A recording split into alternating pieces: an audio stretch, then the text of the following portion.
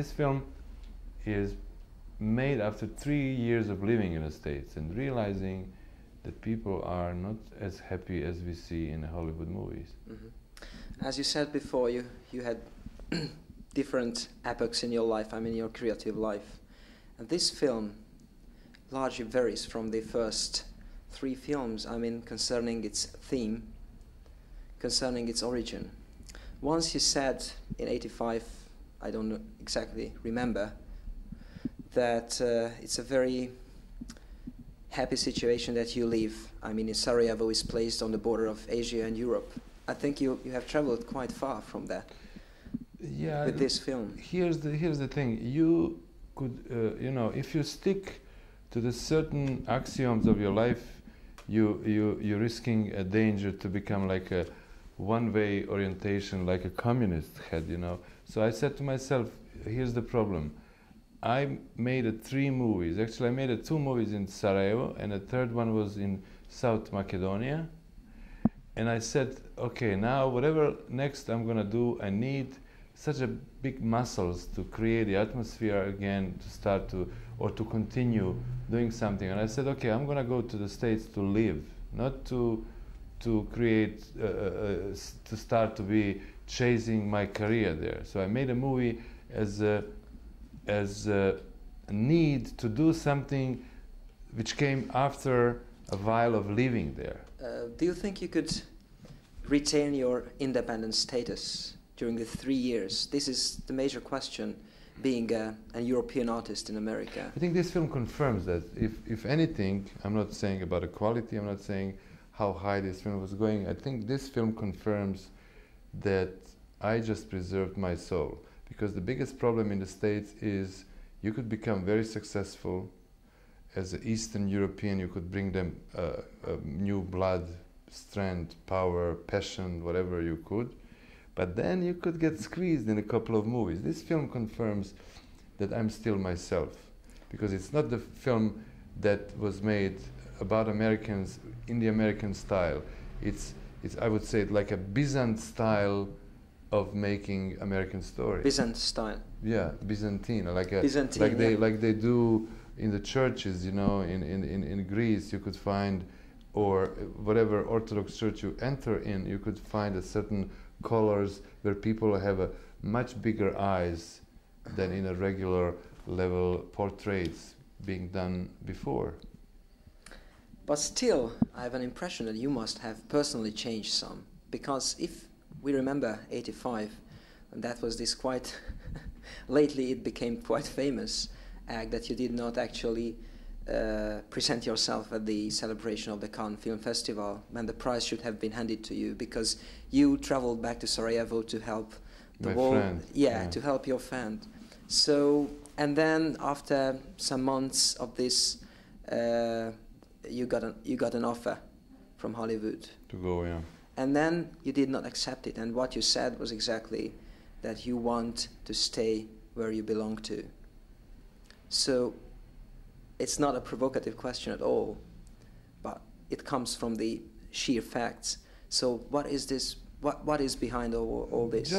Just in between '85 and '88, it was a kind of time that I made a gypsy movie after refusing and rejecting the offer, and I just I got exhausted so much by the gypsy movie, and I said, okay, I'm gonna go to New York. Milos Forman invited me, come and see if you could come and live a little bit. And I said, to be stupid to say no to go to the place. And apparently living there, I just said, okay, I'm bored again and I have to make a movie. So my movie, Ariona Dream, is not changing my mind. It's regarding a gypsy movie and the nomad style of life, which stopped to be, because the previous one stopped to be interesting to me. So making a gypsy movie was already step forward into the new adventure. You know, especially regarding the fact that Johnny Depp, Jerry Lewis, Faye Dunaway were following more my style than I was following theirs, which is a big difference, you know. I'm sorry for asking genuinely negative questions, I hope you are not going to be angry with me. No, no. But these are really not provocative. But some critics actually in Hungary, even in Hungary, said, or murmured at least, that it's a little bit strange that just in this warfare, you know, in this wartime, when probably your family has a very difficult time, although I don't know anything about your family relations, but you know, you came from Sarajevo, it was always your central theme. And just right now, when this whole bloody war is taking place there, you just go out to America, making a movie, finding yourself in a completely different situation, trying yourself in a completely different situation. But at the meantime, unfortunately, there is a war at your place. So how does it work in your mind? Very difficult. It's very difficult to make a movie on the other side of the planet, while on the part of the planet that you left before is the war. But it's also a very clear perspective for somebody like me, because I did all my best to try to preserve all the Yugoslav parts to get out of possibility to get into the war. But war in Yugoslavia was imposed based on the certain different activities on my place. So my war for Sarajevo had fallen apart the moment our Prime Minister Marković's party had fallen apart, because people wanted national parties. They voted national parties, and apparently they just imposed a beautiful ground for the war raging right now out there. So I myself did really my best to fight communists from 81 to 87 with my movies. I did all my best to show to the people that, especially to the Muslim people from Bosnia and the Bosnian people, that saving their life means saving Yugoslavia as the country, which I see they're realizing now. So much of my time before I made this, I spent probably 2 years promoting and trying to persuade people that the way they started to go different ways in the different national needs, they are heading the war. And the war came, and it's reality that I myself, Goran Bregović, and other people from Sarajevo, we couldn't have changed, except for humanitarian aid that we do, humanitarian help, because any policy over there does not make sense anymore, as you see. So shooting a movie is a very difficult job while the country is in the war, but it's probably more for you than for me, because I was even publicly saying that if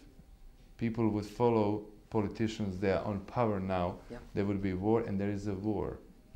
Don't you have but fears not because of me. In yourself, deep inside, that when you will want to return, you will not find a bridge to cross?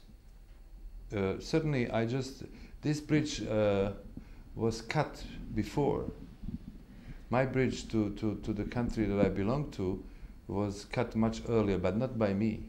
The moment I lost my country, I moved to my movies, and I spoke to composer while we were flying to Budapest today that actually I'm starting to remember my life in between two films, and while I was a shooting movie. And if I have to separate different parts of my life, I would say the strongest, the most important impressions about my life are moved from the life, from my family problems into my movies. So now you could even imagine how movies are important to me. So because I know a lot of directors, they take movies as a technicians, they take movies as a good directors, good craftsmen, but I take movies from my blood. So my blood is inside. That's probably why people feel it.